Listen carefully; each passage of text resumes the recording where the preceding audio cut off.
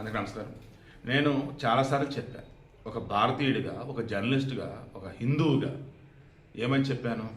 ఒరేయ్, మనలో ఉన్నటువంటి అమాయకత్వం, అజ్ఞానం, ఆవేశం, తొందరపడతాం ఇవే మనల్ని బలిపశువులు చేస్తారా, గొర్రెలుగా మారుస్తారా, కొంచెం ఆగండ్రా అని చెప్పున్నాను.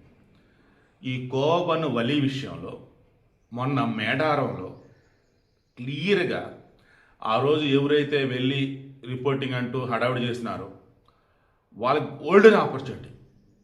ఆ బండ్లు పురుగులకు సంబంధించి, కోవాలో వచ్చే ఫంగస్ సంబంధించి అది ప్రూవ్ చేయడానికి వాళ్ళు అధికారుల దృష్టి తీసుకెళ్ళి ప్రూవ్ చేయాల్సింది పోయి, లేదా అక్కడ ఉన్న శాంపిల్స్ కలెక్ట్ చేసి ల్యాబ్లో ఇచ్చేసి ఇది చేయాల్సింది పోయి, చుట్టుపక్కల జనానికి సంబంధించి మరి మీరు తింటారా ఏంటని చెప్పేసి అలా ఒపీనియన్ తీసుకోవాల్సింది పోయి, వలీని భయపెట్టి ఆడున్న బ్రెడ్లు చంద్రవందర చేసి ఆడున్న సామాన్ల మొత్తం పడేపించి చివరికి వాళ్ళని ఇంటికి పంపించేశారు. నాట్ ఓన్లీ వల్ల ఆ టీం మొత్తాన్ని. చివరికి ఏమైంది? ఆడన్న పోలీసులో అధికారులు చేసిన పని వీలు చేశారు. అండ్ అవునన్నా కాదన్నా ఆ రోజు వలీని చూసిన ఎవరికైనా సరే అయ్యో పాపం అనిపించింది. చివరికి ఏమైంది? ఇప్పుడు అతను బాధితుడయ్యాడు. ఆ కోబన్లో కల్తీ ఉందా లేదా, ఫంగస్ ఉందా లేదా తేల్చారా? తేల్చకపోగా నాకున్న సమాచారం మేరకు ఇప్పటి వరకు అతనికి 30 లక్షలకు పైగా, మరి అంత రాకపోయి ఉండొచ్చు, 10 లక్షల పైగా అయితే అతనికి సాయం రూపేణ వచ్చానంటున్నారు. అందులో మైనారిటీ హక్కుల సంరక్షణ కమిటీకి సంబంధించి ఫరూక్ ఎవరో ఉండే, ఆయన ఒక 50,000 ఇచ్చాడు. నాకు తెలిసి అది కూడా గవర్నమెంట్ ఇచ్చిన డబ్బు.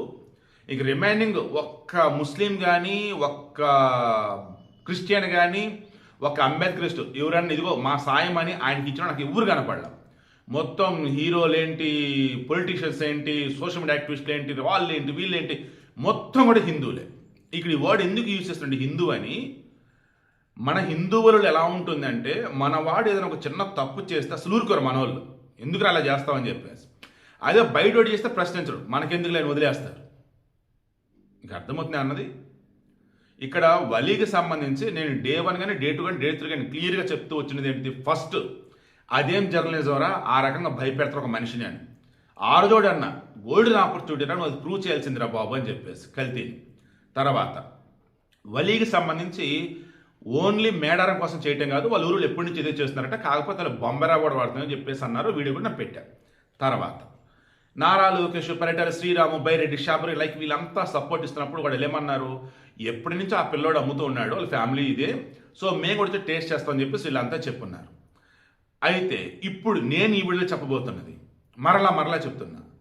ఈ social democratic party of India, popular front of India నిషేధ సంస్థకు సంబంధించినటువంటి పొలిటికల్ వింగ్ ఉందే, వాళ్ళు రావడం అతి పెద్ద మైనస్ వలీకి. బట్ ప్లస్ అయింది ఎక్కడ ఏంటంటే మొత్తం స్పందించింది దీని మీద ఎక్కువగా అత్యధికులు హిందువులే స్పందించారు. సెక్యులర్లా నార్మల్గా అన్నప్పుడు by birth A Hindu is a secular. ఒక ముస్లిం మా ముస్లిం మతమే గొప్ప అంటాడు, ఒక క్రిస్టియన్ మా ప్రభే గొప్ప అంటాడు. ఒక్క హిందువు మాత్రమే నీకు నచ్చిన దేవుడు నువ్వు పూజించరా బాబు, ఎవరైతే ఏంది మనిషితో మానవత్వం ఉండని అంటాడు. So by birth A Hindi is secular. So విషయం ఏంటి మరి? ఈ సెక్యులర్లు, ఈ భారతీయులు రిమైనింగ్ మొత్తం వలీకి అండగా నిలబడ్డారు. ఇప్పుడు నేను మరి ఇందులో చెప్పబోతుంది కొత్తగా అన్నప్పుడు మరి ఇక్కడికి వస్తాను చూడండి. మన సమాజంలో నిత్యం చాలా చోట్ల ఈ పోలీసులు, ట్రాఫిక్ వాళ్ళు, ఈ మధ్యలో వాళ్ళు వీళ్ళు వచ్చేసి ఫుట్పాత్ తిన్నటువంటి వాటిని పడేయటమో లేదా బయట ఏదైనా గొడవలు పడితే అలా చేస్తుంటారు. అందులో అత్యధికంగా నష్టపోయేది, బాధితులుగా మిగిలింది హిందువులు. బట్ అవి ఏ రోజు హైలైట్ అవ్వాలి. ఇక్కడ వలి పేదవాడు అవటం కాదు, ముస్లిం అవటం అనేది ఇప్పుడు అతను కలిసి వచ్చింది. ఈరోజు సమాజం అంతా కూడా అందుకు రెస్పాండ్ అవుతూ ఉంది. అలా ఎలా చేస్తారు ఒక ముస్లింని మతం పేరుతో అని చెప్పేసి మనోళ్ళే చేస్తారు. అలా అని చెప్పేసి నేను వలీని తప్పు చేసినట్టు అనటం కాదు, అలా అని చెప్పేసి వలీని వచ్చేసి ఏదైనా శిక్షించడం కూడా అనట్లా. నేనేమన్నాను, కొంచెం బుర్రా బుద్ధి జ్ఞానం అనేది ఉంటే ఇక్కడ క్లియర్గా అతను వాళ్ళ ఊరిలోంచి తీసుకొని వచ్చింది ఎప్పుడు కోవా, ఆ బనులు అక్కడ ఎప్పుడు చేశారు, తీసుకొచ్చింది ఎప్పుడు. ఆటోమేటిక్గా కోవా అన్నది అటువంటి మేడారం లాంటి లక్షల మంది వచ్చే చోట, సరైనటువంటి పరిశుభ్రత లేనటువంటి చోట అంతమంది వచ్చినప్పుడు దుమ్ము ధూళి రకరకాలు కదా, మనకు మొత్తం తీసి పెడుతూనే ఉండాలి కదా, అటువంటి పాడేద్ది కదా. అది ప్రూవ్ చేయాల్సింది పోయి కోవా వచ్చి బన్నులు వచ్చేసి నువ్వు ఎప్పుడు చేసావు, మధ్య తడి తగిలినా అలా ప్రూవ్ చేయాల్సింది పోయి కంపు చేశారు అసలు ఆ వెళ్ళినోళ్ళు. ఎందుకంటే వాళ్ళకి జర్నలిజం అంటే తెలియదు. మైకులు ఉన్నాయా, వెళ్ళామా, కంపు చేసామా. సరే, ఇప్పుడు విషయం ఏంటి? ఆ రోజు అక్కడ నిజంగానే ఫంగస్ వచ్చి ఉండొచ్చు కోవాలో, బన్నులో వచ్చేసి కూడా మేబీ పురుగు లేదని వచ్చి ఉండొచ్చు, 1-2 సంథింగ్ లేదా టావెల్ తడి తెగులు ఇంకా అంటే ఎక్కువ రోజులు అయింది కదా. చేతిలో గోల్డెన్ ఆపర్చునిటీ ఆ రోజు వాళ్ళకి చెడగొట్టేశారు, కంపు చేశారు. ఈలో మతం రంగు పులుముకుంది, మొత్తం ఇంకా వాళ్ళకి సపోర్ట్ వాళ్ళు బాధితులైనా. మరి అది తిన్నోళ్ళు ఎవరు? హిందువులు. మొత్తం మెడారం జాతర. మరి వాళ్ళ పరిస్థితి ఎలా ఉంది ఏంటో. ఇప్పుడు నేను చెప్పదలుచుకుంది, కొన్నాళ్ళ క్రితం విజయవాడలో భయంకరంగా టైఫాయిడ్ ప్రబలుతుంది. అలా టైఫాయిడ్ ప్రబలుతున్నప్పుడు ఎలా ఏంటని క్రాస్ చెక్ చేస్తే టైఫాయిడ్, మలేరియా లైక్ ఇలా. మెడికల్ డిపార్ట్మెంట్ వాళ్ళు ఏం చెప్పారంటే ఇవి పానీపూరిలో వాడుతున్న నీరుకి సంబంధించి దానివల్ల సమస్య. రోడ్డు పక్కన ఫుట్పాత్ పక్కన ఎక్కడైతే పానీపూరి బలుని ముందు అన్ని క్లోజ్ చేసేసేయండి కొన్నాళ్ళ పాటు అన్నారు. అందులో అత్యధికులు ఎవరు? హిందువులు ఉండొచ్చు, ముస్లిం ఉండొచ్చు, ఎవరైనా ఉండొచ్చు కాక. అత్యధికులు అంటే పేదవాళ్ళు. పేదవాడు కదని చెప్పి సైలెంట్గా ఉండలా. ఏం చేశారు? మొత్తం క్లోజ్ చేసేసారు కొన్నాళ్ళు. అప్పుడు ఈ టైఫాయిడ్, మలేరియా లైక్ ఇవన్నీ కూడా కంట్రోల్ అయ్యాయి. సో ఇక్కడ కూడా ఈ కోవా బన్ను అమ్ముతున్న వాళ్ళు 10 రూపాయలకి సంబంధించి కోవా 10 రూపాయలే కోవా బన్ను అమ్ముతున్న వాళ్ళు అత్యధికులు ముస్లింలు. హిందువులు కూడా ఉన్నారు. నేను ఇందాక చూసా, ఒక దర్గాను ఒక మసీద్ దగ్గర వెంకటేశ్వర్లో సమ్మెవరు ఒక పర్సన్ 10 రూపాయలకి కోవా బన్ను అమ్ముతున్నాడు. ఎవరో ఒక ముస్లిం పెద్ద ఆయన వచ్చేసి, చూసారా హిందూ ముస్లిం మధ్య చిచ్చు పెడదని చెప్పేసి కొంతమంది నీచంగా కొంతమంది యూట్యూబ్ ఛానల్స్ పెట్టి ఘోరాతిఘోరంగా పాల్పడుతున్నారు. ఎవరైనా ఎక్కడైనా అమ్ముకోవచ్చు, అమ్ముతున్నది క్వాలిటీ కదా చూడండి, అంతే తప్ప అమ్మేవాడు ఏ మతం చూడొద్దు అన్నట్టు నాకు నచ్చింది అది. సో నేను కూడా ఇప్పుడు ఏమంటున్నాను, ఈ కోవా బన్నుకి సంబంధించి నిన్న కూడా చెప్పే కదా, తాండూరులో దొరికింది. అక్కడ 120 కేజీలు ఏదో కల్తీ కోవా దొరికింది. ఎవర్రా ఏంట్రీలు అంటే ప్రకాష్ విష్ణు రాజస్థాన్ హిందువు, అండ్ మహమ్మద్ సలీమా, మహమ్మద్ యూనస్ చాంద్రాయణగుట్ట పాత బస్తీ ముస్లిం. మరలా చెప్తున్నా, మన దేశంలోనే కాదు ప్రపంచవ్యాప్తంగా మీరు ఎక్కడైనా సరే చూడండి, వాడికి డబ్బు కావాలి, ఏదో డబ్బు సంపాదించాలనుకున్నప్పుడు వాడు మతం ఏంటి, వాడు కులం ఏంటి, వాళ్ళ ఇంట్లో వాళ్ళని కూడా వాడు మోసం చేస్తాడు. అలా ఈరోజు మన సమాజంలో జరుగుతూనే ఉన్నాయి. అయితే ఈ కోవా బన్ను అమ్మే వాళ్ళు అత్యధికంగా ఉన్నటువంటి వాళ్ళు ముస్లింలు ఉన్నారు, హిందువులు కూడా ఉన్నారు, బట్ చాలా తక్కువ క్వాంటిటీ. ఇప్పుడేమవుతుంది, ఈ 10 రూపాయల కోవా బన్నులు అమ్ముతున్న వాటికి సంబంధించి ఆ కల్తీనో లేదన్నప్పుడు అడల్టరేషనో అరికట్టడానికి అవకాశం వచ్చినటువంటి ఈ సమయంలో ఈ వలీకి వచ్చిన సింపతి చూస్తుంటే ఇక మనోళ్ళు ఎగబడి మరి ఈ 10 రూపాయల కోవా బన్ను తినేలా తయారైపోయారు. అంటే కల్తీ తింటారా లేదన్నప్పుడు అందులోకి ఏమైనా ఇంప్యూరిటీస్ యాడ్ అయితే తింటారా అనేది ఇక వాళ్ళకి తెలియాలి. బట్ తినడానికి అయితే రెడీగా ఉన్నారు మనం చాలామంది. వీడి కండిషన్ మీకు అర్థమైందా? తప్పు జరిగితే ఆ తప్పు నిరూపించాల్సిన సమయం వచ్చినప్పుడు నిరూపించకపోగా నానాయాగి చేసి కంపు చేసి దాన్ని క్లోజ్ చేశారు. ఇప్పుడు వాళ్ళకి సింపతి వచ్చేసింది. ఆ సింపతి కాస్త ఏమైంది, ఈ కోవా బన్నులు 10 రూపాయలకి అమ్మే వాళ్ళు ఎవరైతే ఉన్నారో వీళ్ళు అత్యధికులు కల్తీదే అమ్ముతూ ఉండొచ్చు, లేదా ఇంకేవో ఇంప్యూరిటీస్ కలిపి అమ్ముతూ ఉండొచ్చు. ఇప్పుడు అందరూ సింపతి వచ్చేసింది.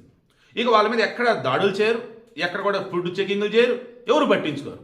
ఎవరైనా కానీ చేయబోతుంటే ఏయ్ అని వాళ్ళే బెదిరిస్తారు. ఇదండి మన సమాజం, ఇది మన దౌర్భాగ్యం.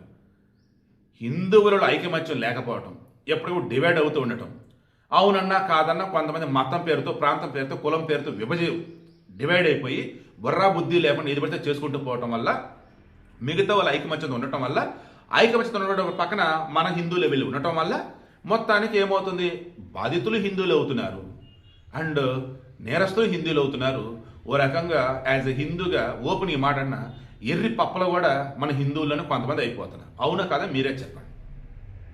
Feeling very very bad, very very sad. As a జర్నలిస్ట్గా, ఎథికల్ జర్నలిజం చేస్తున్నట్టుగా నిజాలు మొత్తం మీ ముందు ఉంచా. ఇప్పటికైనా నేను కోరుతున్నది, అడిగేది, వలీకి సంబంధించి ఇప్పుడు ఇంటి దగ్గర తయారు చేసి అమ్ముకుంటున్నాడు, గుడ్.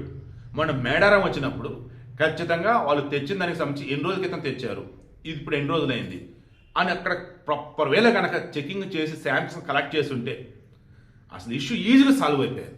అండ్ ఓవరాల్గా మన 2 తెలుగు రాష్ట్రాలు ఎవరైతే కోవా బన్నులు అమ్ముతూ ఉన్నారో వాళ్ళ గుట్టు కూడా మొత్తం బయటపడేది. ఇప్పుడు మొత్తం కంపు అయిపోయింది. ఏమంటే మతం వచ్చేసింది, పేదాన్ని వచ్చేసింది, ఆకలి కులం లేదు. అండ్ మతం అన్నప్పుడు మానవత్వాన్ని చెప్పి దానికి ముడిపెట్టొద్దు. ఇదేనా నిన్న కూడా మాట్లాడుకున్నాం. ఆకలి కులం లేదు, మానవత్వానికి మతం లేదా, లేదా మతానికి మానవత్వం లేదా? ఈ కేసు మొత్తం స్టడీ చేస్తున్నప్పుడు నాకు అనిపించింది కదా, సూక్తులు చేయడానికి కూడా మనసు రావట్లేదు నాకు. ఎందుకు? అసలు సపోర్ట్ ఇస్తుంది, డబ్బులు ఇస్తుంది మొత్తం హిందువులే. అక్కడ ఒక ముస్లిం, ఒక క్రిస్టియన్ అండ్ అంబేద్కరిస్టు, నాస్తికులు ఎవరైనా సరే జేబుల నుంచి రూపాయి ఇవ్వలేదు నాకు తెలిసి అయితే ఇప్పటివరకు. దయార్థ హృదయులు నా భారతీయులు, అందులో కూడా హిందువులు. దానివల్లే ఎవరైనా ఇక్కడ సంతోషంగా బతకొచ్చు, ఎవరైనా ఇక్కడ హిందువుల్ని ఏదైనా అనొచ్చు. హిందువులు మళ్ళీ తిరిగి ఏదైనా అంటే హిందువులే వచ్చి రే అలా అంటారా నువ్వు వాడిని, అలా చేస్తారా వాడిని అంటారు. ఈ వీడియోలో నేను చెప్తున్నది మతం పేరుతో విడిపోవద్దు, ప్రాంతం పేరుతో విడిపోవద్దు. నిజాన్ని చూడండి, కళ్ళతో చూసేదాన్ని పరీక్షించి మరి అది తప్ప ఒప్పో తెలుసుకునేలా చేసుకోండి. ఆ రకంగా జాగృతం అవ్వండి. It's my sincere request. But మరలా నేను ప్రభుత్వం రిక్వెస్ట్ చేస్తుంది ఏంటంటే, 2 తెలుగు రాష్ట్రాలు ఈ కోవా బనులు ఎక్కడైతే అమ్ముతున్నారో ప్లాట్ఫామ్లో కానీ షాపుల్లో కానీ ఖచ్చితంగా వాటిని టెస్ట్ చేయండి. ప్లీజ్ జనాన్ని కాపాడండి.